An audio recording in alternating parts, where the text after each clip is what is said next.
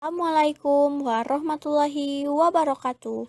Halo teman-teman semuanya, perkenalkan kami dari kelompok 12 akan menjelaskan mengenai materi kebijakan dan inovasi pembelajaran. Adapun anggota dari kelompok 12 yaitu Isti Widianti dengan NIM 2009041 dan Reni Tarmini dengan NIM 2009087. Pengertian kebijakan dan inovasi pembelajaran. Kebijakan merupakan rangkaian konsep dan asas yang menjadi pedoman dan dasar rencana dalam pelaksanaan suatu pekerjaan, kepemimpinan, dan cara bertindak. Kebijakan tidak sama dengan peraturan dan hukum. Menurut Carl Friedrich, kebijakan ialah suatu tindakan yang mengarah di tujuan seorang, kelompok, atau pemerintah dalam lingkungan tertentu sehubungan dengan adanya kendala-kendala tertentu, seraya mencari peluang-peluang untuk mencapai tujuan atau mewujudkan sasaran yang diinginkan.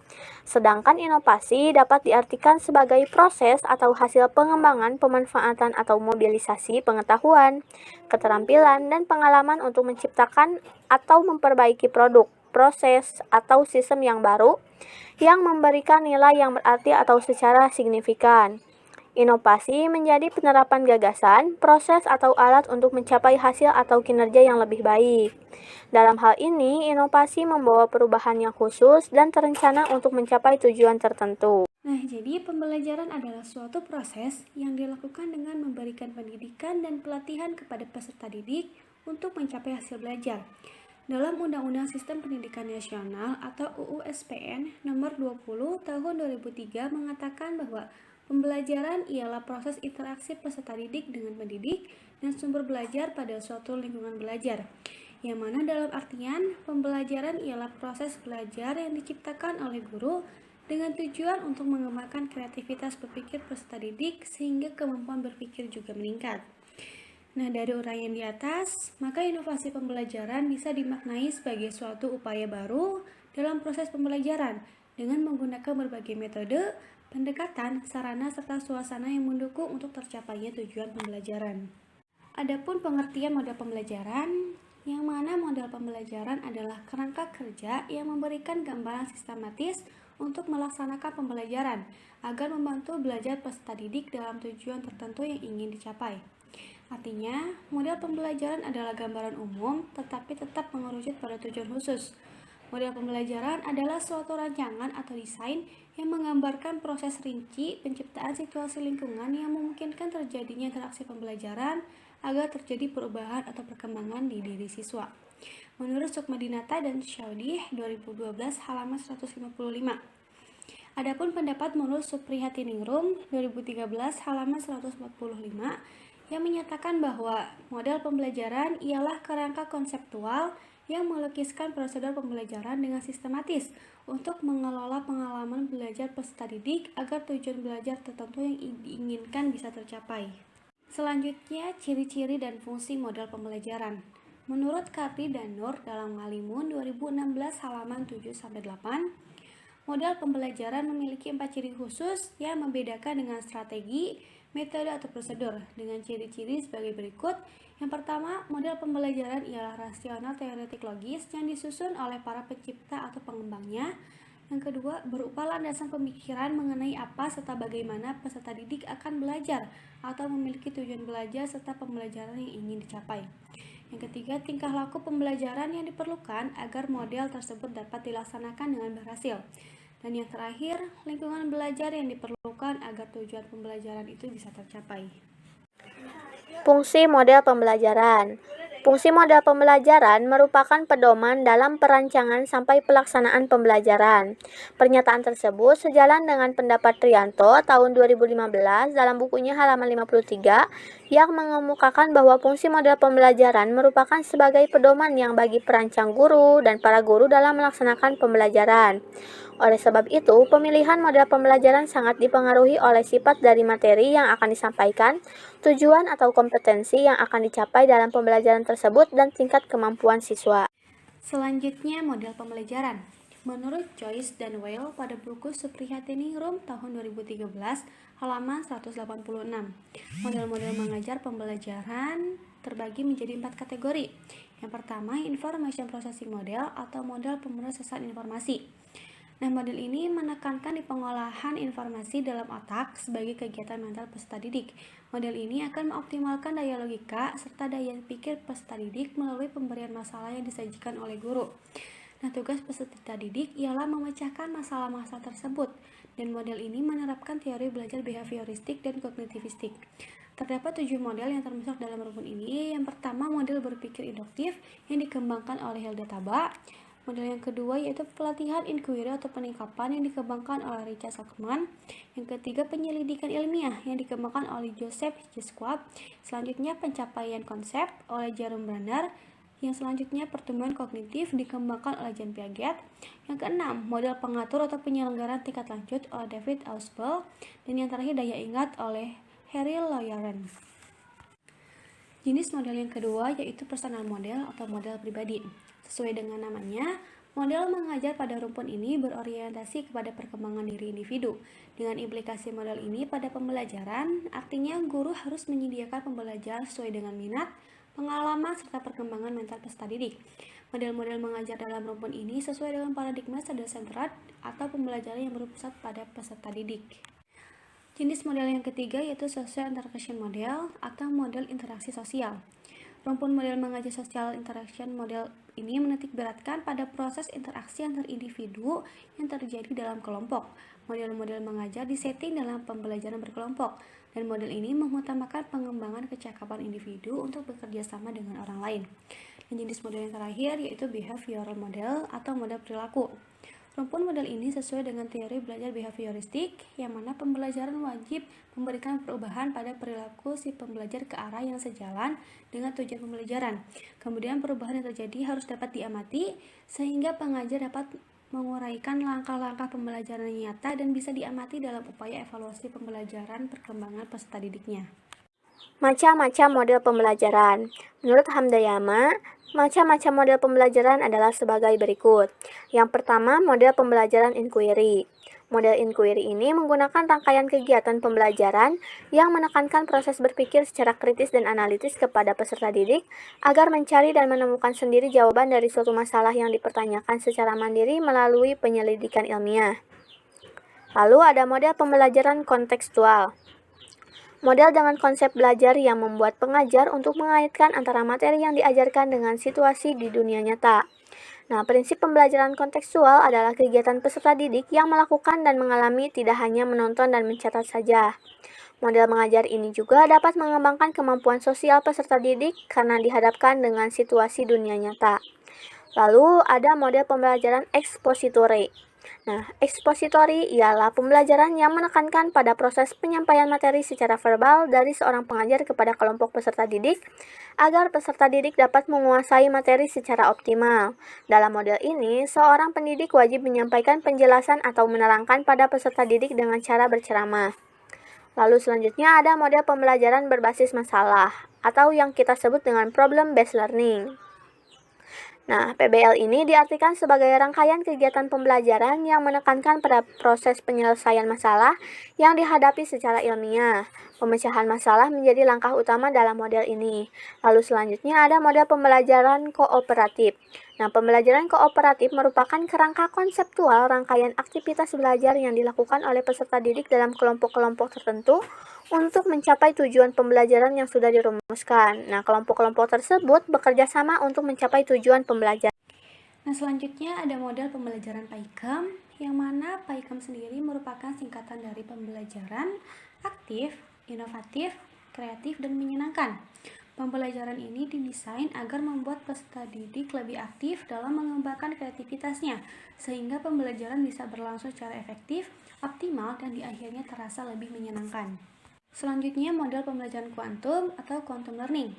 Kerangka perencanaan dalam pembelajaran kuantum ialah tandur, yaitu tumbuhkan, alami, namai, demonstrasikan, ulangi, dan rayakan. Komponen utama pembelajaran kuantum dapat berupa peta konsep sebagai teknik belajar efektif, teknik memori, yang artinya teknik memasukkan informasi ke dalam otak sesuai dengan cara kerja otak. Selanjutnya, sistem pasak lokasi, teknik akrostik, teknik menghafal dengan cara mengambil huruf depan dari materi yang ingin diingat, kemudian menggabungkannya. yang pada dasarnya metode pembelajaran ini menggabungkan berbagai cara untuk membuat pembelajaran menerap serta dipahami dengan mudah oleh peserta didik. Selanjutnya ada model pembelajaran terpadu, yang mana model pembelajaran terpadu ini merupakan model yang bisa melibatkan beberapa mata pelajaran sekaligus agar memberikan pengalaman belajar yang lebih bermakna bagi peserta didik. Model pembelajaran terpadu ini terbagi menjadi 10 jenis. Yang pertama, model penggalan, model keterhubungan, model sarang, model urutan, model bagian, model jaring laba untung, model galur, model keterpaduan, model celupan, model jaringan, dan model pembelajaran kelas rakap. Dalam model pembelajaran kelas rakap menentukan dua hal utama, yakni penggabungan kelas secara integratif dan pembelajaran terpusat pada peserta didik, sehingga guru tidak wajib mengulang kembali untuk mengajar pada dua kelas yang berbeda menggunakan program yang berbeda juga. Merangkap berbeda rombongan belajar dapat meningkatkan efisiensi pembelajaran. Adapun macam-macam contoh pembelajaran kelas rangkap atau bisa disingkat PKR yang meliputi yang pertama, model PKR 221 yaitu 2 kelas, 2 mata pelajaran, 1 ruangan. Model PKR 222, 2 kelas dan 2 mata pelajaran di 2 ruangan. Dan model yang ketiga yaitu model PKR 333, 3 kelas, 3 mata pelajaran dan 3 ruangan. Selanjutnya ada model pembelajaran tugas terstruktur. Pembelajaran ini menekankan pada penyusunan tugas terstruktur yang harus diselesaikan oleh peserta didik guna mendalami dan memperluas penguasaan materi yang sesuai dengan materi pembelajaran yang sudah dikaitkan. Bentuk tugas terstruktur mencakup laporan ilmiah, portofolio atau produk ciptaan peserta didik, makalah individu, dan juga makalah kelompok. Selanjutnya ada model pembelajaran portofolio. Nah, model pembelajaran portofolio ini menitik beratkan pada pengumpulan karya terpilih dari satu kelas secara keseluruhan yang bekerja secara kooperatif dalam membuat kebijakan untuk memecahkan persoalan. Prinsip dasar model pembelajaran portofolio yaitu prinsip belajar peserta didik aktif secara kelompok, belajar kooperatif untuk menghasilkan produk portofolio secara bersama. Dan yang terakhir ada model pembelajaran tematik, yaitu pembelajaran dengan suatu kegiatan pembelajaran yang mengintegrasikan materi beberapa pelajaran dalam satu tema atau topik pembahasan sesuai dengan kebutuhan lingkungan siswa yang akan menjadi lahan dunia nyata bagi dirinya. Pembelajaran tematik memiliki beberapa prinsip dasar, yaitu yang pertama bersifat kontekstual atau terintegrasi dengan lingkungan, yang kedua bentuk belajar didesain agar peserta didik menentukan tema, dan yang terakhir efisiensi, terdiri dari beberapa pelajaran sekaligus. Karakteristik inovasi. Inovasi memiliki karakteristik tertentu agar diterima masyarakat dan digunakan. Menurut Rogers, tahun 2003, karakteristik inovasi meliputi hal-hal sebagai berikut. Yang pertama, keunggulan atau manfaat relatif. Nah, yaitu sebagai sejauh mana suatu inovasi dianggap menguntungkan penggunanya. Keuntungan ini bisa berupa peningkatan kinerja dan nilai ekonomi yang diperoleh. Lalu ada kesesuaian, atau yang disebut dengan compatibility dengan kebutuhan, tata nilai serta pengalaman pengguna, yaitu apakah suatu inovasi bisa menjawab kebutuhan pengguna dan relevan dengan pengalaman pengguna. Lalu ada kerumitan atau complexity, yaitu inovasi yang dievaluasi sulit untuk dipahami atau digunakan. Nah, persepsi tentang kerumitan suatu inovasi sifatnya relatif. Suatu inovasi yang dianggap sulit oleh seseorang dapat jadi sangat sederhana dan mudah bagi yang lain. Lalu selanjutnya ada akses untuk mencoba atau trialability. Nah, suatu inovasi akan menentukan apakah suatu inovasi akan digunakan oleh pengguna. Suatu inovasi yang dipersepsi berguna sesuai dengan kebutuhan serta tidak rumit akan lebih dimungkinkan diadopsi atau digunakan jika inovasi tersebut dapat dicoba oleh calon pengguna. Lalu yang terakhir ada penampakan pengguna atau inovasi yang disebut observability. Nah, oleh calon pengguna lain akan mempengaruhi keputusan calon pengguna. Apabila calon pengguna dapat melihat manfaat dan kemudahan orang lain saat menggunakan suatu inovasi, dia akan merasa yakin memperoleh manfaat serupa ketika menggunakannya. Nah, selanjutnya ada inovasi dalam pembelajaran. Sebagaimana yang telah dijelaskan sebelumnya, bahwa yang dimaksudkan dengan inovasi tidak terbatas pada benda, contohnya teknologi informasi, tetapi juga mencakup gagasan serta model baru.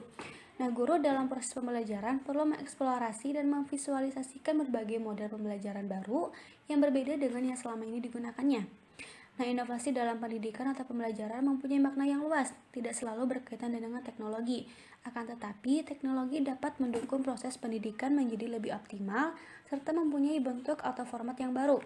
Nah, kita mengenal berbagai pendekatan dalam pembelajaran. Contohnya, pembelajaran kolaboratif, belajar aktif, dan sebagainya. Nah, dengan menggunakan teknologi, misalnya memakai komputer untuk mengeksplorasi berbagai berita dari internet oleh sekelompok peserta didik yang akan memberikan daya ungkit intensitas komunikasi antar anggota, sehingga perilaku kolaboratif menjadi lebih intens. Nah, dalam proses ini, peserta didik diarahkan untuk melakukan kebiasaan 3R, yaitu reflektif, responsif, dan responsible. Nah, selanjutnya ada model pembelajaran inovatif. Yang pertama, model reasoning dan problem solving. Reasoning ialah bagian berpikir yang berada di atas level memanggil atau retensi yang mencakup basic thinking, critical thinking, serta creative thinking. Nah, model reasoning and problem solving pada pembelajaran mempunyai 5 langkah pembelajaran menurut Krulik dan Rodnik 1996. Yang pertama, membaca dan berpikir atau mengidentifikasi fakta serta masalah, memvisualisasikan situasi, dan menggambarkan setting pemecahan. Yang kedua, mengeksplorasi dan merencanakan, yaitu maksudnya pengorganisasian informasi, melukiskan diagram pemecahan, membuat tabel, grafik, atau gambar. Selanjutnya, menseleksi strategi, yaitu menetapkan pola, menguji pola, simulasi atau eksperimen, reduksi atau ekspansi, deduksi logis, serta menulis persamaan. Selanjutnya, menemukan jawaban, yaitu mengestimasi menggunakan keterampilan komputasi, aljabar, serta geometri. Yang terakhir, refleksi dan perluasan, yaitu mengoreksi jawaban, menemukan alternatif pemecahan lain, memperluas konsep dan generalisasi, dan selanjutnya mendiskusikan pemecahan, memformulasikan masalah-masalah variatif yang asli. Selanjutnya, model inquiry training.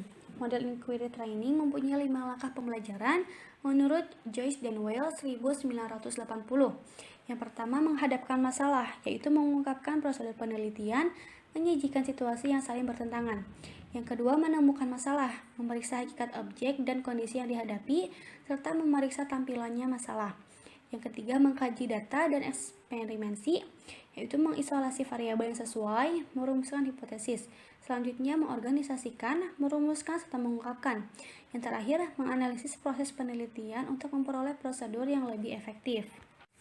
Selanjutnya ada model problem based instruction. Model based instruction ialah model pembelajaran yang berlandaskan paham constructivist yang mengakomodasi keterlibatan peserta didik pada belajar serta pemecahan masalah otentik. Menurut Arends et al. 2001, model pembelajaran problem based instruction mempunyai 5 langkah pembelajaran. Yang pertama, pengajar mendefinisikan atau mempresentasikan masalah atau isu yang berkaitan. Atau masalah bisa untuk 1 unit pelajaran atau lebih, bisa untuk pertemuan 1, 2 atau 3 minggu. Bisa berasal dari hasil seleksi guru atau dari eksplorasi peserta didik. Selanjutnya, pengajar membantu peserta didik mengklasifikasi masalah dan menentukan bagaimana masalah itu diinvestigasikan atau investigasi melibatkan sumber-sumber belajar, informasi, dan data yang variatif, melakukan survei dan pengukuran. Yang selanjutnya, pengajar membantu peserta didik dalam menciptakan makna terkait dengan hasil pemecahan masalah yang akan dilaporkan atau bagaimana mereka memecahkan masalah serta apa rasionalnya. Selanjutnya, pengorganisasian laporan, makalah, laporan lisan, contoh acara komputer, dan lain-lain. Yang terakhir, presentasi. Dalam kelas melibatkan seluruh peserta didik, pengajar, yang bila perlu melibatkan administrator dan anggota masyarakat. Selanjutnya, model pembelajaran perubahan konseptual.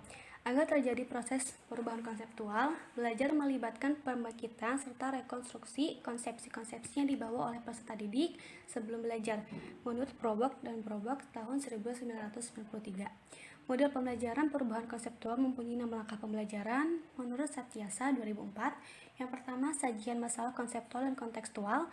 Yang kedua, pertikaian miskonsepsi terkait dengan masalah-masalah tersebut. Yang ketiga, pertikaian sangkalan berikut strategi-strategi demonstrasi, analogi atau model-model tandingan. Yang keempat, pertikaian pembuktian konsep dan prinsip secara ilmiah. Yang kelima, pertikaian materi serta model-model konseptual. Dan yang terakhir, pertikaian pertanyaan-pertanyaan untuk memperluas pemahaman serta penerapan pengetahuan secara Selanjutnya, model group investigation. Nah, gagasan-gagasan Dewey yang diwujudkan dalam model group investigation yang kemudian dikembangkan oleh Herbert Telen, yang mana Telen menyatakan bahwa kelas hendaknya merupakan miniatur demokrasi yang bertujuan dalam mengkaji masalah-masalah sosial antar pribadi, menurut Arends 1998. Nah, dalam model group investigation mempunyai 6 langkah pembelajaran menurut Slavia 1995. Yang pertama, grouping atau menetapkan jumlah anggota kelompok, memilih sumber, menentukan topik, serta merumuskan permasalahan. Yang selanjutnya, planning, yaitu menetapkan apa yang akan dipelajari, bagaimana mempelajari, siapa yang melakukan, dan apa tujuannya. Selanjutnya, investigation, yaitu saling tukar informasi dan ide, berdiskusi penjelasan, mengumpulkan informasi, menganalisis data, dan membuat inferensi. Selanjutnya, organizing, yaitu anggota kelompok menulis laporan, merencanakan presentasi laporan, penentu penyaji, moderator, dan tulis. Selanjutnya, presenting, salah satu kelompok menyajikan, kelompok lain mengamati, mengevaluasi, mengklasifikasi, mengajukan pertanyaan atau tanggapan. Selanjutnya, evaluating, yaitu masing-masing peserta didik melakukan korelasi terhadap laporan masing-masing sesuai hasil diskusi kelas, peserta didik, dan guru.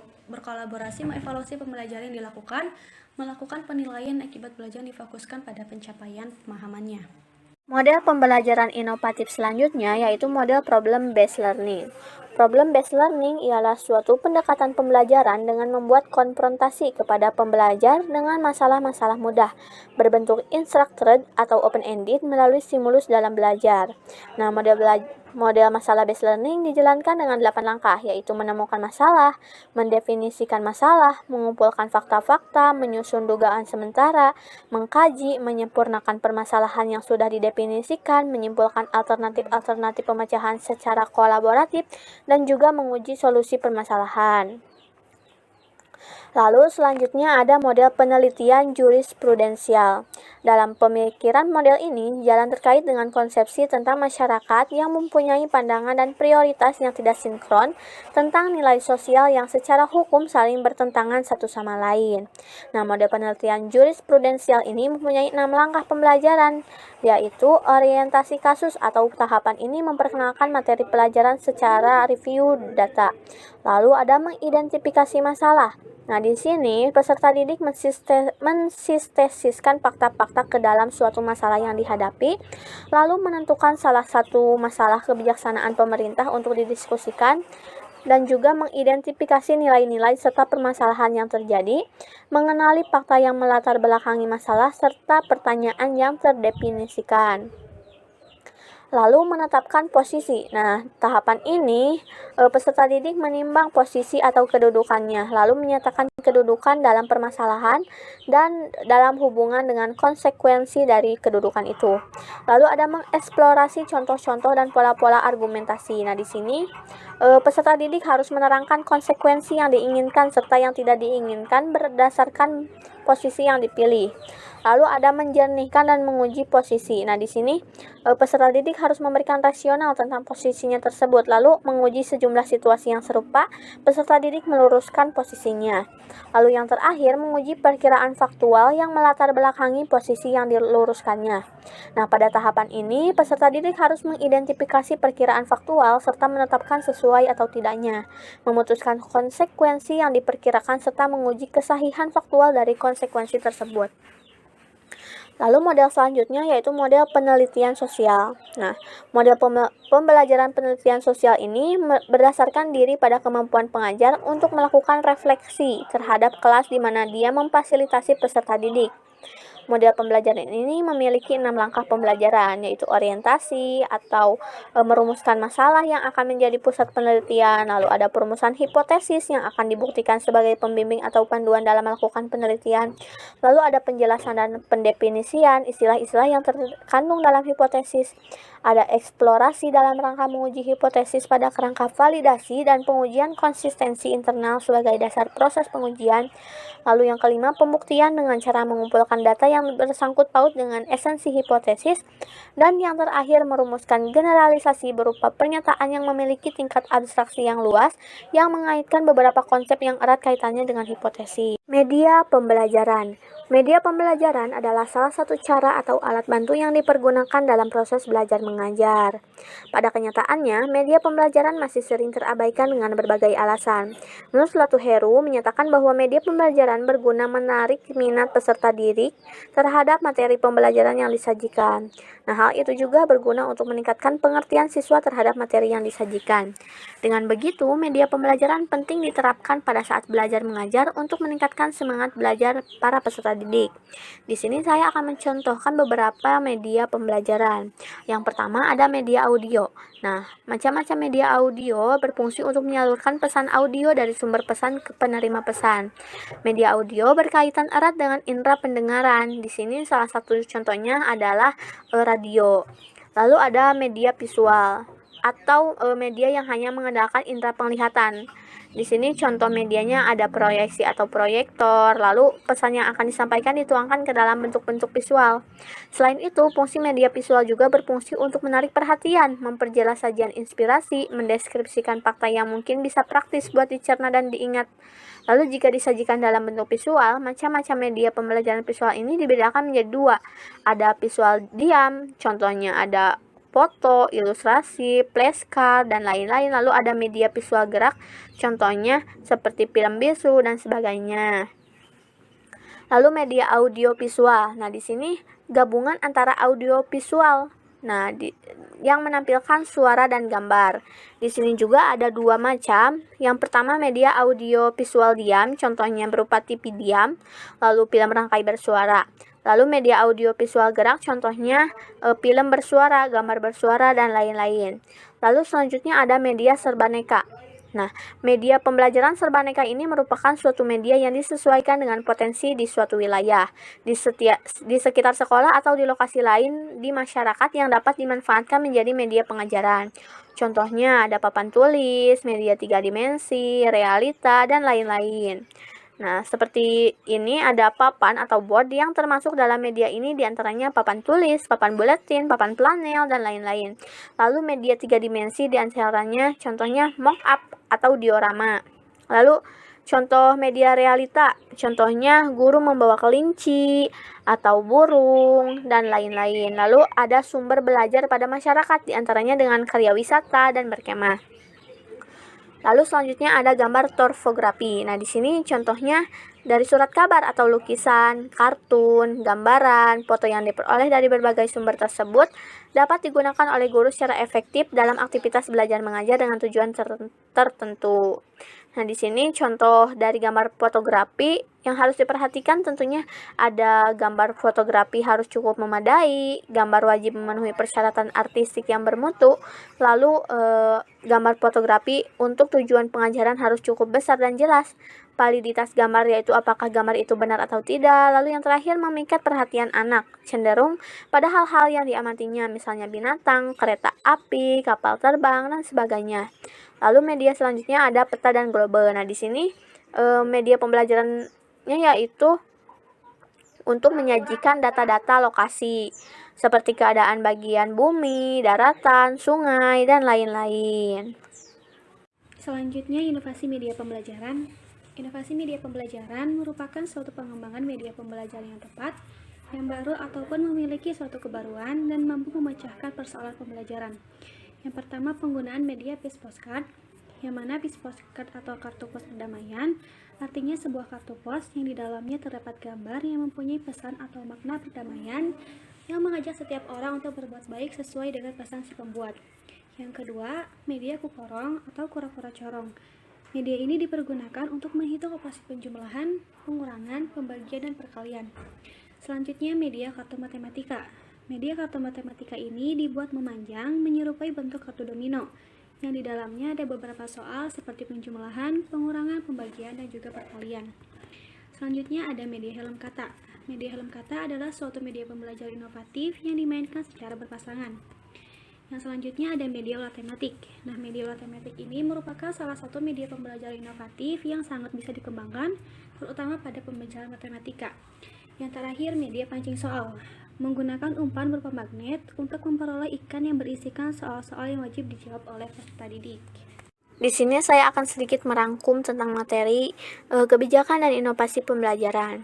Inovasi pembelajaran bisa dimaknai sebagai suatu upaya baru dalam proses pembelajaran dengan menggunakan berbagai metode pendekatan, sarana, serta suasana yang mendukung untuk tercapainya tujuan pembelajaran.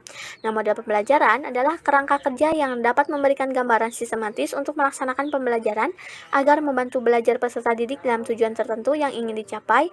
Terdapat pula banyak model pembelajaran yang sudah dipaparkan paparkan sebelumnya. Lalu ada media pembelajaran adalah salah satu cara atau alat bantu yang dipergunakan dalam proses belajar mengajar. Nah, pada kenyataannya media pembelajaran masih sering terabaikan dengan berbagai alasan. Lalu disitulah kita akan membentuk inovasi dalam pendidikan. Nah, inovasi ini mempunyai makna yang luas, tidak selalu berkaitan dengan teknologi, akan tetapi teknologi dapat mendukung proses pendidikan menjadi lebih optimal serta mempunyai bentuk atau format baru. Nah, itulah materi dari kelompok 12 mengenai kebijakan dan inovasi pembelajaran. Terima kasih kepada teman-teman yang telah menonton dari awal hingga akhir. Sampai jumpa di lain waktu. Wassalamualaikum warahmatullahi wabarakatuh.